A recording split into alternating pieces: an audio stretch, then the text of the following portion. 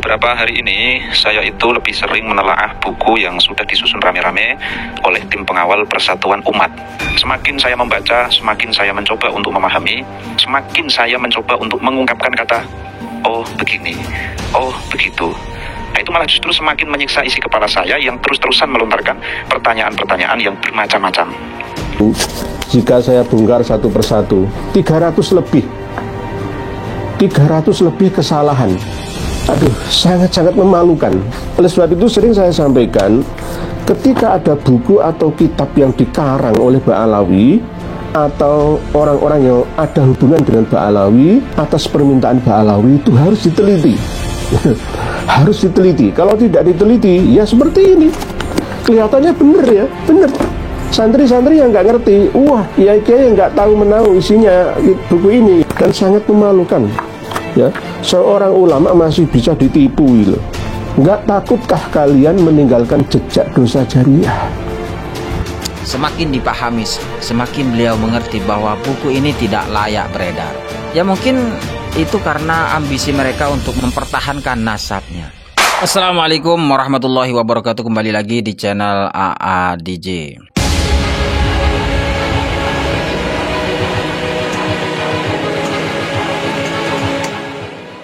Buku tentang keabsahan nasab Ba'alawi yang diluncurkan oleh Rabithah Alawiyah.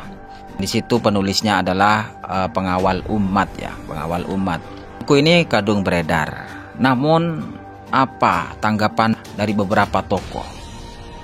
Kalau dari Kiai Imad sendiri sudah menanggapi tentang adanya buku tersebut, dan itu buku tidak mempunyai efek apa-apa terkait keabsahan nasab Ba'alawi, karena buku tersebut tidak menjawab substansi yang menjadi polemik saat ini. Namun sekarang pembahasannya sudah beda, kawan. Bagaimana buku ini terus dikuliti oleh beberapa tokoh. Beberapa hari ini kita sudah mengikuti salah satu ustadz di channel Santri Gunung ya. Beberapa hari ini beliau meneliti detail dari buku tersebut ya, terkait kebenarannya. Namun hasilnya, waduh, sangat miris dan luar biasa. Narasi demi narasi saya ikuti, saya coba pahami juga. Catatan demi catatan saya baca, saya pahami juga. Dan tak ketinggalan saya konfirmasi juga sumber-sumbernya. Awal-awal mendapat buku ini, saya itu sudah berusaha menjadi pembaca tanpa komplain, atau ya pembaca pasif gitulah. Artinya pembaca yang hanya sekedar membaca saja, lalu mempercayakan seluruh kebenarannya kepada penyusun buku ini. Ya artinya lagi, saya percaya keseluruhan isi buku ini, kalau benar ya alhamdulillah, kalau salah ya mereka yang tanggung jawab. Karena kita tahu kehidupan kita sekarang ini adalah proses kita untuk menjadi seperti apa di akhirat kelak ya. Tapi ya tidak semudah itu, sahabat.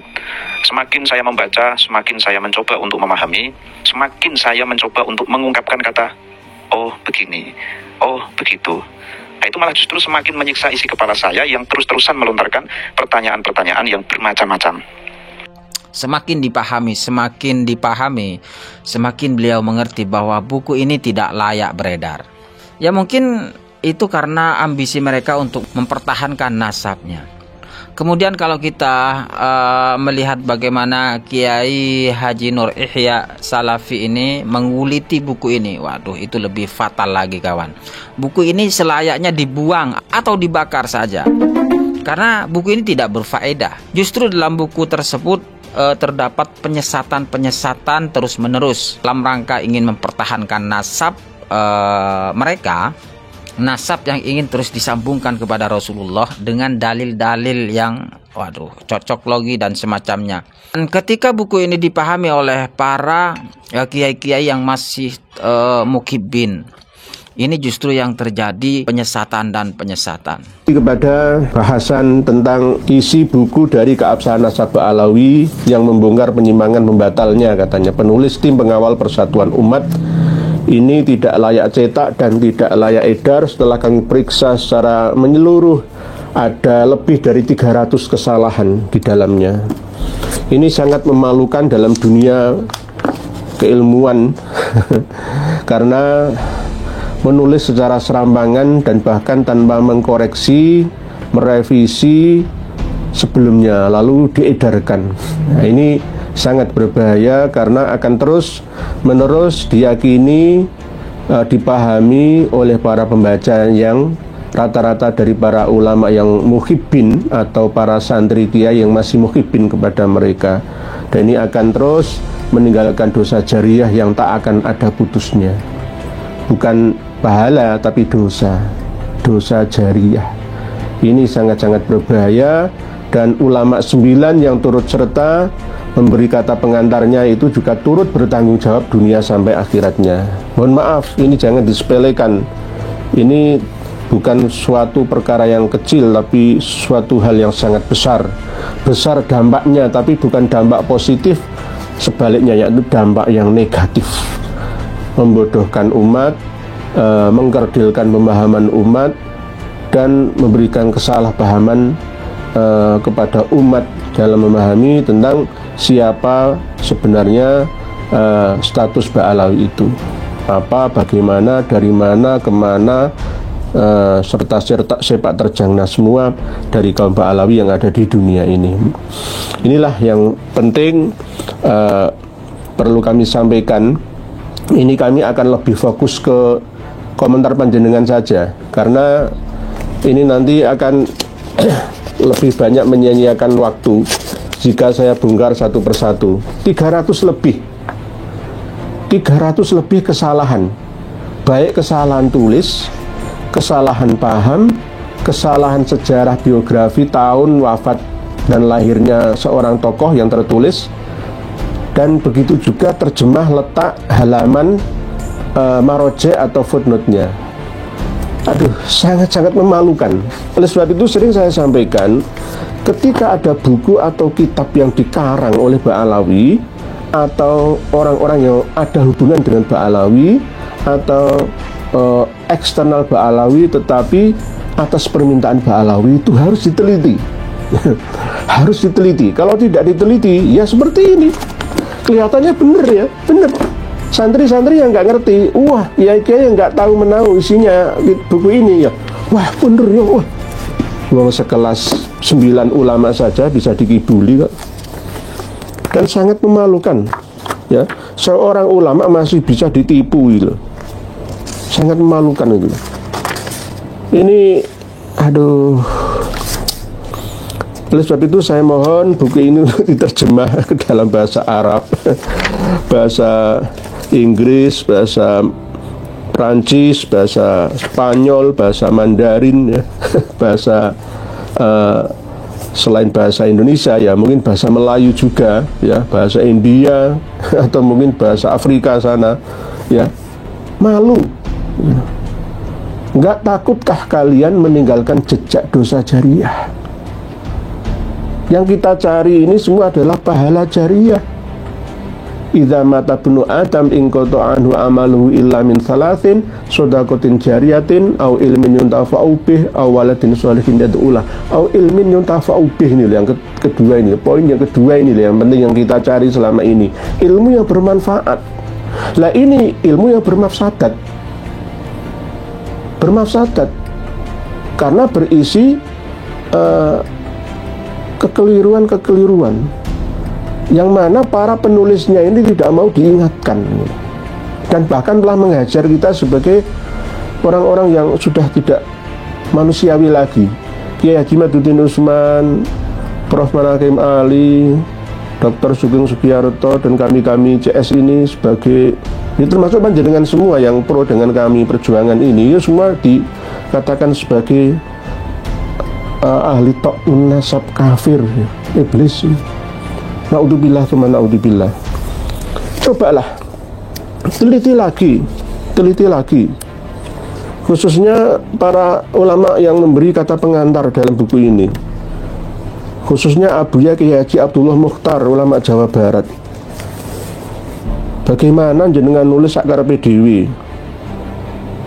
Di kata pengantar panjenengan itu, hamba gelisah siang dan malam memikirkan peristiwa yang terjadi.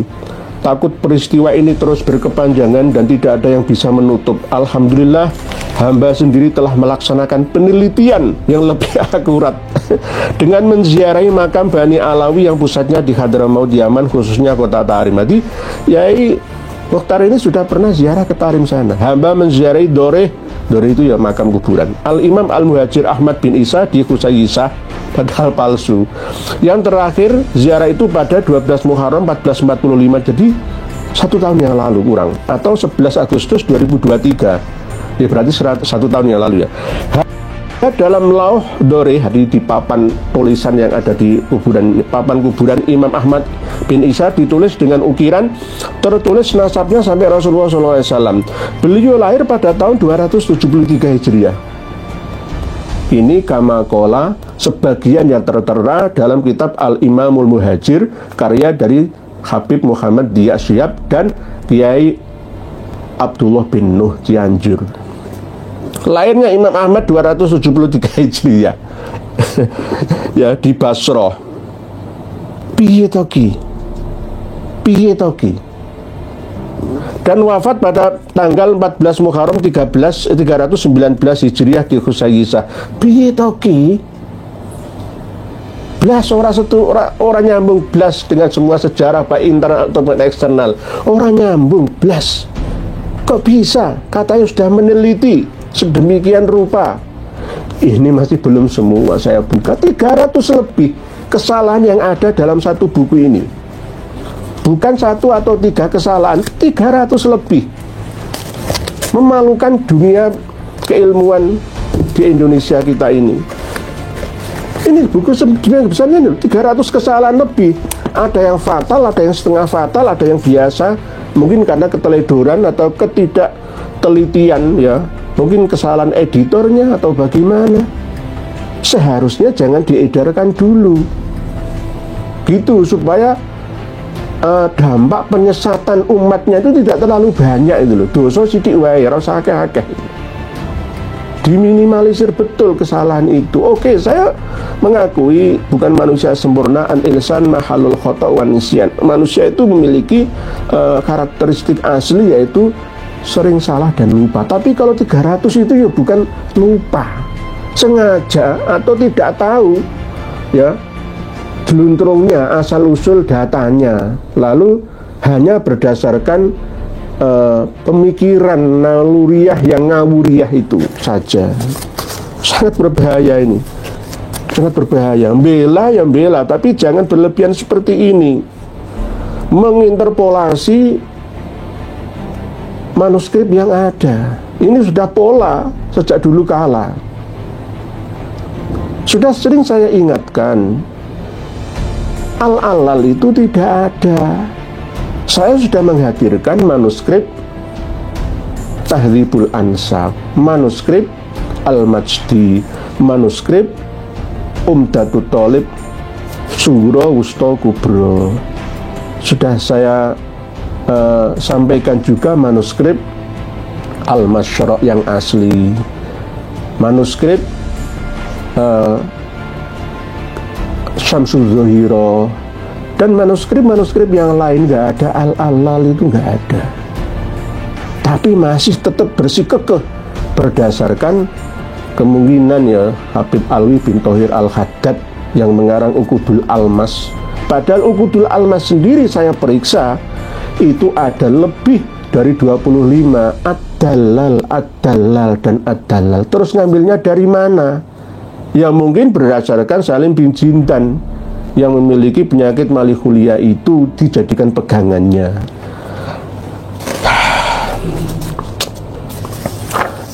Ini memalukan, sangat-sangat memalukan. Bagaimana Said Murtado Az-Zabidi yang begitu alim alamahnya diklaim mengarang kitab Ar-Raudul Jali fi Nasabi Bani Alawi yang selegence tumbang tindih ya, nggak teratur tapi isinya ngawur. Itu nggak mungkin beliau itu ngarang seperti itu, walaupun pada waktu itu beliau sedang menderita sakit corona di Mesir sampai menjelang ajalnya, tapi tidak sebegitunya lah. Ini namanya dompleng nama besar seorang pengarang kitab Ithafus Sadah Al-Muttaqin yang mensyarahi kitab Ihya Ulumuddin itu. Di dalam Bahrul Ansab katanya Said Murtado Az-Zabidi juga menambahi Abdullah. Padahal di asli manuskripnya saya punya, yakni bukan yang baru ansab versi salinan dari Syed Murtadho Az-Zabidi, tetapi yang asli dari Syed Amiduddin An-Najafi. Ya, inilah pola ya yang digunakan sejak dulu kala sampai sekarang juga. Gak ada bedanya, sejarah terus berulang dan berulang. Ini dicantumkan semua. Bahkan Hadratus Syekh Kiai Haji Hasyim Asy'ari juga diklaim mengisbat nasab mereka. Kok sebegitunya itu loh. Gak ada rasa takut ya. Lawang kepada Allah saja gak takut, kepada Rasulullah saja gak mereka takuti, apalagi untuk menipu kita panjenengan semua. Lebih tidak takut lagi, lebih tidak ada rasa takutnya lagi. Sudah tertutup mungkin. Saya sering menyampaikan ya, walaqad dzara'na ila jahannama katsiran minal jinni wal ins lahum qulubun la yafqahuna biha wa lahum a'yunun la yubsiruna biha wa lahum adhanun la yasma'una biha. Mohon maaf, ulaika kal an'ami bal hum adall, ulaika humul ghafilun. Kadang-kadang saya ini takut menyampaikan ayat itu, nanti kita ini dikatakan seperti takfiri ya. Saya takut sebenarnya. Saya sering jangan seperti itu, maksud saya itu seperti itu. Misalkan saya menyampaikan ayat yang ada di dalam surat Al-Baqarah 2 kali diulang itu, summum bukmun umyun fahum la yarji'un, summum bukmun umyun fahum la yaqilun. Itu agar jangan seperti itu gitu loh. Jadi saya tidak menuduh mereka itu summum bukmun umyun fahum la yarji'un fahum la yaqilun, enggak menuduh itu saya. Cuma jangan seperti itu. Jangan seperti lahum qulubun la yafqahuna biha wa lahum a'yunun la yubsiruna biha wa lahum adhanun la yasma'una biha. Dan saya tidak mengatakan ulaika kal an'ami bal hum adall, enggak mengatakan seperti itu, tapi Allah sendiri yang menyampaikan. Jika saya mungkin serang saya saja ya, mungkin saya ini punya hati, pikiran yang tidak dibuat untuk mengerti ayat-ayat Tuhan ya. Atau saya ini punya mata yang tidak saya gunakan untuk melihat ayat-ayat Tuhan, punya telinga yang tidak dapat aktif saya gunakan untuk mendengarkan, menganalisa ayat-ayat Allah Ta'ala. Kemungkinan saya sendiri ini, saya sendiri saja. Jadi mohon maaf nih, yang sebesar-besarnya saya tidak tega untuk membedah semuanya. Saya tidak tega. Permintaan saya, hentikan peredarannya, hentikan peredaran buku Keabsahan Nasab Ba'alawi atau diedit ulang ya, atau dibuang. Mohon maaf nih, saya nggak tega. Saya bongkar satu persatu, lebih dari 300 kesalahannya itu saya nggak tega. Kalau nggak percaya, silakan diterjemah ke dalam bahasa apa saja, Inggris kah, Arab kah, coba silakan diterjemah, dialih translate ke bahasa selain Indonesia. Dan yang paling penting itu ya, 9 ulama menyamai 9 wali songo itu ya, yang menulis kata pengantarnya itu juga turut serta bertanggung jawab karena tidak berijtihad.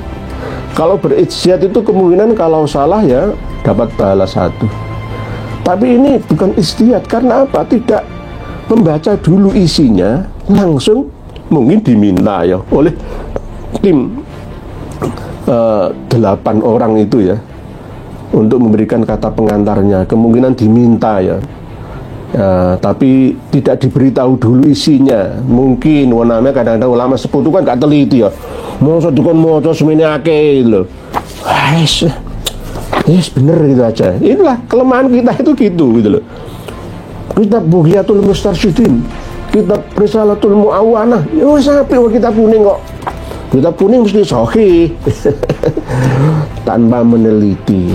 Hati pembaca yang baik, bukan peneliti yang baik. Itu kebanyakan kita gitu loh.